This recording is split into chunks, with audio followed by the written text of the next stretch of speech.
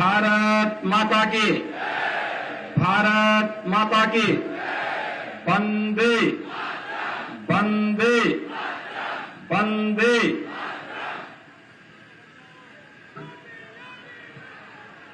सनातन आस्था की समेतिक अभिव्यक्ति कुंभ की पवित्र धरा, महर्षि भारद्वाज की तपोभूमि, पावन त्रिवेणी तट पर बसे तीर्थराज प्रयागराज को नमन करते हुए आज के इस कार्यक्रम में मंच पर उपस्थित प्रदेश सरकार में मेरे वरिष्ठतम सहयोगी उप मुख्यमंत्री और इसी माटी के सपूत श्री केशव प्रसाद मौर्य जी, प्रभारी मंत्री श्री स्वतंत्र देव सिंह जी, इसी प्रयागराज के सपूत और प्रदेश के औद्योगिक विकास के मंत्री श्री नंदगोपाल गुप्ता नंदी जी, माननीय सांसद प्रोफेसर रीता बहुगुणा जोशी जी, श्रीमती केसरी देवी पटेल जी, श्री विनोद सोनकर जी, इस क्षेत्र के लोकप्रिय विधायक और प्रदेश सरकार के पूर्व मंत्री श्री सिद्धार्थनाथ सिंह जी, माननीय विधायकगण श्री हर्षवर्धन वाजपेयी जी, प्रवीण पटेल जी, गुरु प्रसाद मौर्य जी, पीयूष रंजन निषाद जी, केपी श्रीवास्तव जी, सुरेंद्र चौधरी जी, श्रीमती निर्मला पासवान जी, प्रदेश सरकार के पूर्व मंत्री श्री नरेंद्र कुमार सिंह गौर जी, भारतीय जनता पार्टी के जिलाध्यक्ष यमुना पार श्री विभवनाथ भारती जी, निवर्तमान महापौर श्रीमती अभिलाषा गुप्ता नंदी जी, जिला पंचायत अध्यक्ष डॉक्टर वीके सिंह जी, यहां के चुनाव के सह-प्रभारी श्री महेश चंद्र श्रीवास्तव जी, ओंकार केसरी जी, राकेश शुक्ला जी, वरुण केसरवानी जी और महापौर पद के सुयोग्य प्रत्याशी श्री उमेश चंद गणेश केसरवानी जी, पार्षद पद के हमारे सभी प्रत्याशीगण और उपस्थित प्रयागराज के मेरे सभी उपस्थित भाइयों बहनों, प्रयागराज की इस पावन धरा को जिसे भगवान प्रयागराज ने, मां गंगा ने, मां यमुना और मां सरस्वती का आशीर्वाद प्राप्त होता रहा है, जहां से 100 वर्ष जीवन की नश्वरता और सत्य की शाश्वतता का संदेश सदैव देता रहा है, इस पावन धरा को कोटि कोटि नमन करते हुए आप सभी का हृदय से मैं अभिवादन करता हूं। भाइयों बहनों, अमर शहीद पंडित चंद्रशेखर आजाद की बलिदानी भूमि भी है और महामना पंडित मदन मोहन मालवीय जी की भी कर्म साधना की स्थली रही है। प्रयागराज अपनी आध्यात्मिक साधना की दृष्टि से भी और इस भौतिक जगत में न्याय पाने के लिए भी पूरे प्रदेश की 25 करोड़ जनता इसी प्रयागराज की धरती पर आकर के न्याय पाती है। ऐसी प्रयागराज की धरती को नमन करता हूं। भाइयों बहनों, रामचरितमानस में संत तुलसीदास जी ने एक बात कही थी, कर्म प्रधान विश्व रचि राखा, जो जस करहि सो तस फल चाखा।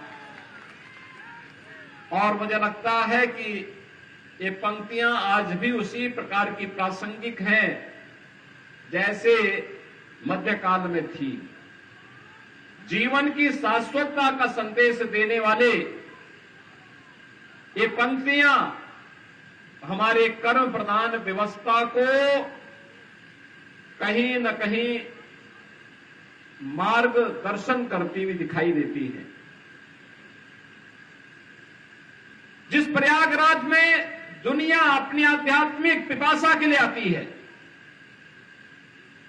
जिस प्रयागराज की धरती ने हजारों वर्षों से मानवता के कल्याण का मार्ग प्रशस्त किया हो, कुंभ हो या माघ मेला, करोड़ों करोड़ों श्रद्धालु प्रयागराज में आकर के संगम में डुबकी लगा करके अपने जन्म और जीवन को धन्य करता है।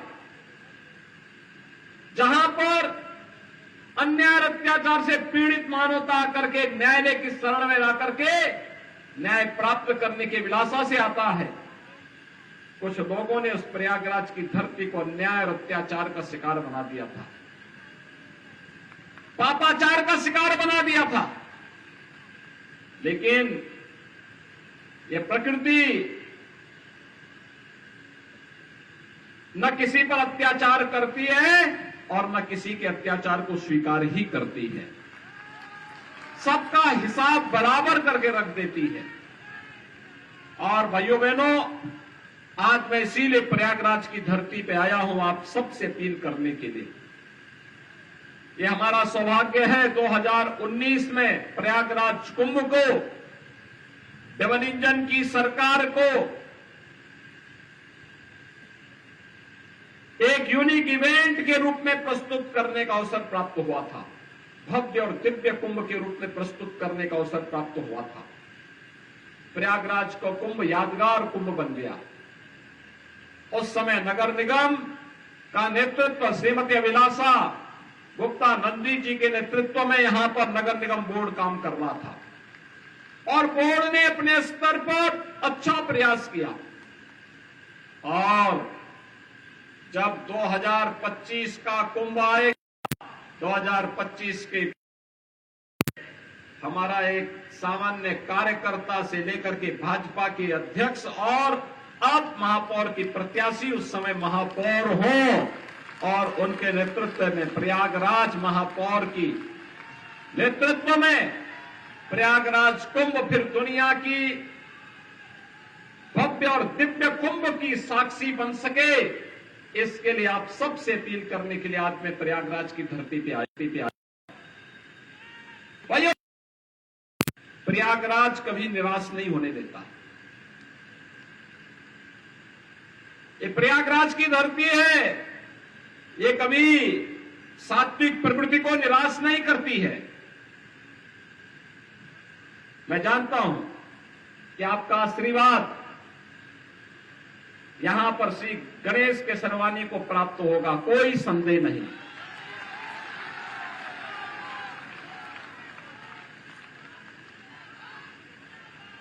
इन्होंने एक कार्यकर्ता के रूप में जिस निष्ठा के साथ कार्य किया और आज जब भाजपा ने एक अवसर दिया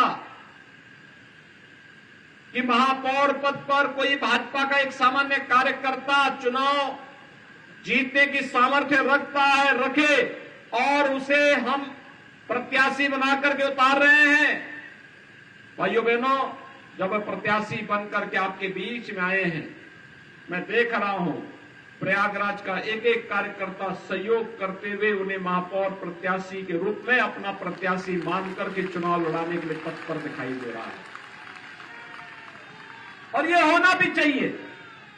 जिस कार्यकर्ता ने अपना जीवन समर्पित कर दिया हो विचारधारा के लिए, संगठन के लिए, अगर उसके लिए सभी लोग मिलकर के कार्य करके अगर उन कार्यक्रमों को आगे बढ़ाने का कार्य करते हैं तो भाइयों बहनों, ये नए कार्यकर्ताओं के सृजन की एक शुरुआत होती है। नए कार्यकर्ताओं को भी अवसर प्राप्त हो सकता है और भारतीय जनता पार्टी इन्हीं नए कार्यकर्ताओं को जोड़ने की पार्टी है। यही भारत का लोकतंत्र है, यही भाजपा का लोकतंत्र भी है।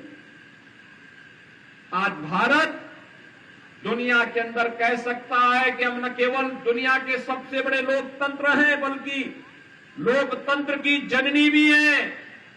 लोकतंत्र को हमने वादा किया है, ये भारत गर्व से कह सकता है। और वह तब जब प्रधानमंत्री मोदी जी के नेतृत्व में वर्तमान में वैश्विक मंच पर भारत की प्रतिष्ठा बढ़ी है। भारत आज आजादी के अमृतकाल के प्रथम वर्ष में G20 के समूह की अध्यक्षता कर रहा है प्रधानमंत्री मोदी जी के नेतृत्व में। तब भारत इस बात को कह सकता है कि हमने दुनिया को सब कुछ दिया है, हमने लोकतंत्र दुनिया को दिया है, एक समान अधिकार, राजा हो या रंक हो, सभी लोकतंत्र में एक समान वोट का अधिकार प्राप्त करते हैं और अपने इस वोट की ताकत का एहसास दुनिया को कराते हैं और भारत ने समय समय पर कराया है। और भाइयों बहनों, एक और वैश्विक मंच पर बढ़ती हुई भारत की ताकत, भारत का सम्मान, भारत के बारे में दुनिया का नजरिया बदल चुका है।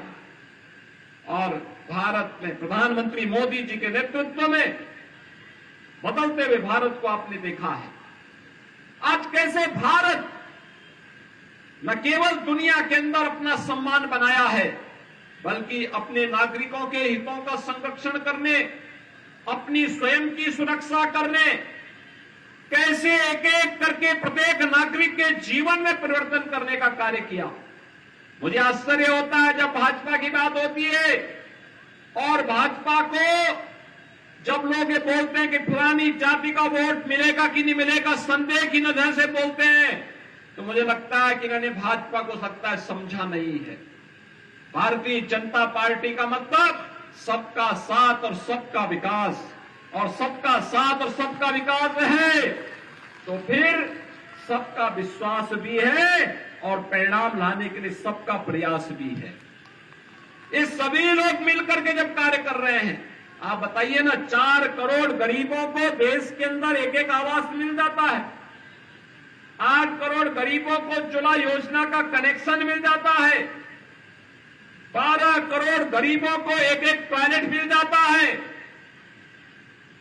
15 करोड़ गरीबों को स्किल इंडिया और स्टैंड अप और स्टार्टअप इंडिया के माध्यम से जोड़ा जाता है, 35 करोड़ गरीबों के लिए जनधन अकाउंट खोले जाते हैं, 50 करोड़ गरीबों को 5 लाख रुपए की सालाना स्वास्थ्य बीमा का कवर दिया जाता है, 80 करोड़ लोगों को कोरोना कालखंड में फ्री में राशन की सुविधा का लाभ दिया जाता है और 220 करोड़ वैक्सीन की डोजेज भारत के नागरिकों को फ्री में देने का काम कोई करता है, भारत के यशस्वी प्रधानमंत्री नरेंद्र मोदी जी करते हैं।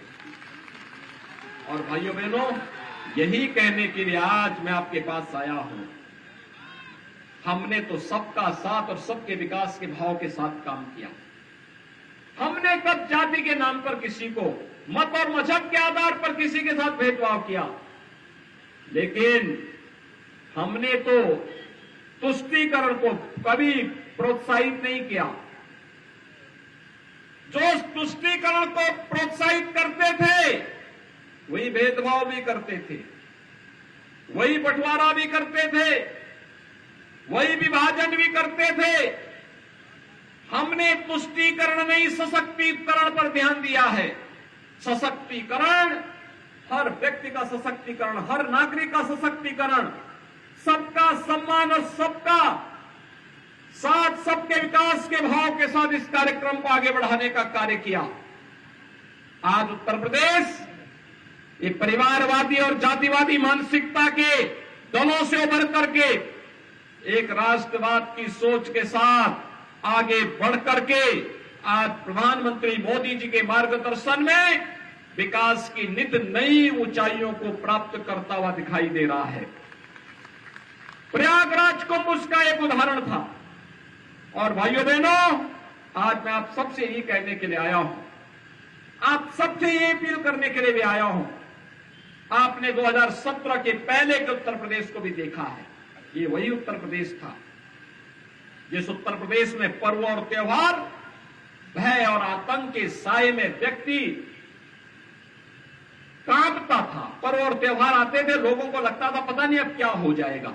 लेकिन आज आप देख रहे होंगे, पर्व और त्योहार आते हैं, लोगों के घरों में खुशहाली आती है, पर्व और त्योहार के सही मायने आज पता लगते हैं। आज प्रदेश में कर्फ्यू नहीं, दंगा नहीं, आज तो उत्तर प्रदेश में सब और चंगा ही चंगा है।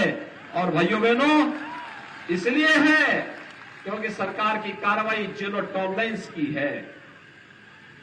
जो लोग पहले आतंक के बल पर गरीबों की संपत्तियों पर कब्जा करते थे, व्यापारियों से रंगदारी वसूली करते थे, आज गले में तख्ती लटका करके जाने के लिए मजबूर हुए हैं। आज व्यापारी को कोई व्यापारी रंगदारी नहीं देता है। आज भाइयों बहनों रंगदारी नहीं, आज तो हम व्यापारी को राज्य सरकार की ओर से व्यापारी कल्याण बोर्ड के माध्यम से 10 लाख रुपए की सुरक्षा बीमा दे रहे हैं। और भाइयों बहनों यही नहीं, पीएम स्वनिधि योजना में स्ट्रीट वेंडर को भी आर्थिक स्वावलंबन की ओर अग्रसर बढ़ाने का काम हो रहा है। एक समय था 17 के पहले जब व्यापारियों से रंगदारी वसूली होती थी, आज रंगदारी नहीं, आज तो उसे स्वनिधि का लाभ और आज उसे व्यापारी कल्याण बोर्ड के माध्यम से 10 लाख का बीमा कवर देने का कार्य हो रहा है। भाइयों बहनों, 2017 के पहले हमारे शहर गंदगी के ढेर होते थे, आज तो प्रयागराज अभिलाषा जी के नेतृत्व में इस बोर्ड ने प्रयागराज को स्मार्ट सिटी बना दिया है। स्मार्ट सिटी आज नगरों में किसी भी प्रकार का सौदों का आतंक नहीं। आज तो हमारे नगर सेफ सिटी हो रहे हैं। बेटियां स्कूल जा सकती हैं, व्यापारी व्यापार कर सकता है। आज युवाओं के हाथों में तमंचे नहीं, क्योंकि सबको मालूम है कि तमंचे की कीमत क्या होती है और तमंचे की दुष्परिणाम भी क्या होते हैं। आज भाइयों बहनों, उत्तर प्रदेश के युवाओं के हाथों में टैबलेट है। टैबलेट 2 करोड़ युवाओं को हम लोग उत्तर प्रदेश में टैबलेट दे रहे हैं। ये टैबलेट उसके टैलेंट को टेक्नोलॉजी और ट्रेनिंग के साथ जोड़ करके उसकी प्रतिभा का लाभ उत्तर प्रदेश के लिए लेने की पूरी व्यवस्था की गई है। देश उसका लाभ ले ले। अभी हम लोगों ने ग्लोबल इन्वेस्टर समिट किया था। हमारे उप मुख्यमंत्री और मंत्रीगण अलग अलग देशों की यात्रा में गए थे और दुनिया से भी और देश से भी भारी पैमाने पे निवेश लेके आए। 35 लाख करोड़ रुपए का निवेश का प्रस्ताव हुआ है। भाइयों, 35 लाख, और ये 35 लाख करोड़ रुपए का मतलब 1 करोड़ युवाओं को सीधे सीधे नौकरी की गारंटी। 1 करोड़ युवाओं को। ये प्रयागराज में तो लाखों युवा प्रतियोगी परीक्षाओं की तैयारी करते हैं। इन युवाओं के लिए रोजगार भी चाहिए, नौकरी भी चाहिए, और 1 करोड़ युवाओं को ये ग्लोबल इन्वेस्टर समिट नौकरी की गारंटी भी देता है। लेकिन उसके लिए हमें उसकी स्किल डेवलपमेंट पर, उसके टैलेंट को ट्रेनिंग के साथ जोड़ने की कार्रवाई के पर ध्यान देना होगा। और इसीलिए हम टैबलेट दे रहे हैं। जो तमंचा पकड़वाते थे उनकी दुर्गति हर व्यक्ति देख रहा है, और इसीलिए अब तमंचा नहीं, उत्तर प्रदेश की पहचान आईटी स्किल के लिए जानी जाएगी। और इसलिए हमारे युवाओं के हाथों में टैबलेट रहेगा। और इसलिए भाइयों बहनों, हमें प्रयागराज को अभी से सजाने संवारने की कार्रवाई के साथ जुड़ना होगा। 2025 का कुंभ ऐतिहासिक हो, दिव्य हो, भव्य हो, दुनिया की स्वच्छ, सुंदरता, सुरक्षित आयोजनों का एक मॉडल फिर से बने। इसके लिए अभी से लगना होगा, और इसके लिए अच्छा बोर्ड भी चाहिए।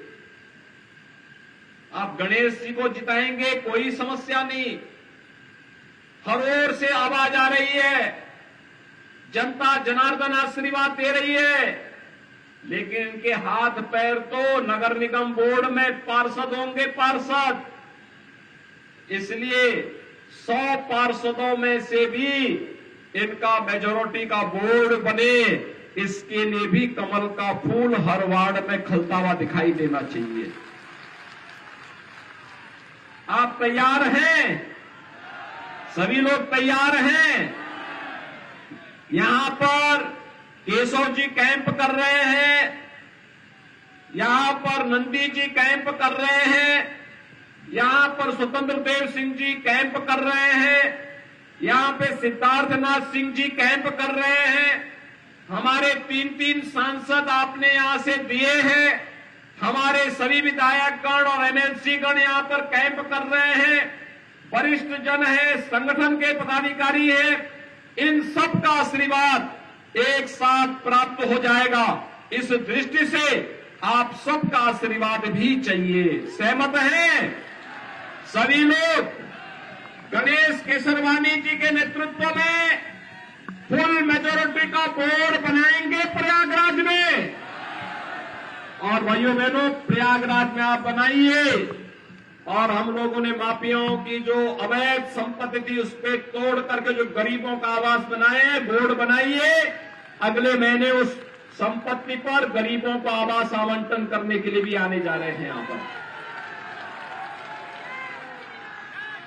जो भी माफिया गरीबों की संपत्ति पर कब्जा करके ऐसे कब्जा करने का प्रयास करेगा, उसकी संपत्ति को ऐसे ही जब्त करके गरीबों के लिए आवास बनाने का काम सरकार करेगी। डबल इंजन की सरकार करेगी।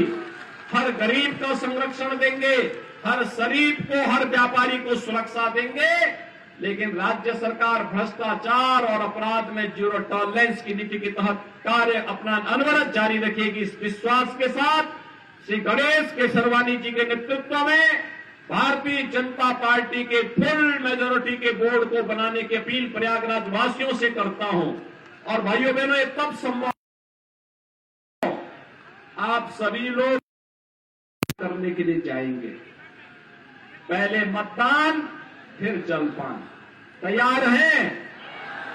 करेंगे भी और लोगों से करवाएंगे भी ना। मतदान करवाने के लिए तैयार रहने के लिए आपसे अपील करते हुए वाणी को यहीं पर विराम देता हूं। आप सब एक बार गणेश जी के और पार्षदों के समर्थन में यहां पर मेरे साथ बोलेंगे, भारत माता की, भारत माता की, भारत माता की।